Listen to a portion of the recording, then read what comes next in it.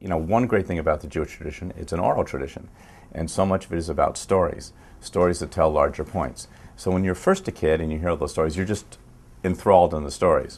And then when you get older, the more you realize, well, these stories may not even be literally true. They may be interpreted and retold, and by the time they're actually put down on paper, you know, did people really live 940 years? Like, unlikely. You know, and did a lot of things happen exactly, literally, as written? No. But are there larger points in those stories? Are there larger themes? And of course there are.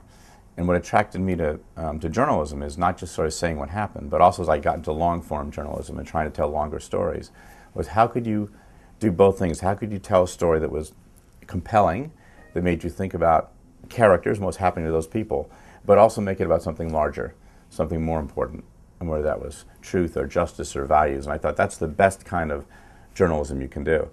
The best kind of documentaries are about not just what happened to those characters, but something that speaks to larger issues. And I think I got that from growing up in the Jewish tradition. I sort of became of age journalistically around Watergate. And to me, that was the best example of the press fulfilling its watchdog function. And, you know, had it not been for two industrious, courageous reporters in the Washington Post, who knows how much of Watergate we would have known about. And that ultimately spoke about abuse of power and infringements of everybody's civil liberties. And I thought, well, that's, you know, and I always loved about Judaism that notion of tikkun olam, about make the world a better place. And I thought, you know, given the skills that I had, I thought that's what journalism can do. That at its best, it provides news and information, and we can't be a free functioning democracy without news, without people understanding what's happening. And you know how important that is, because when having been a lot of places around the world where there is no free press, you can see how different it is.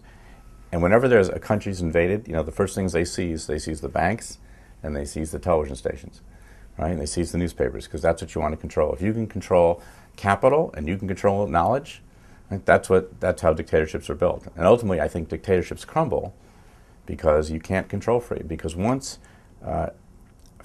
knowledge gets out there, once the truth gets out there, it's very hard to contain. You know, it's why countries like China are so worried about what do you do about computers, what do you do about Google, because at the end of the day, free, informed democracies, you know, is what sets us apart.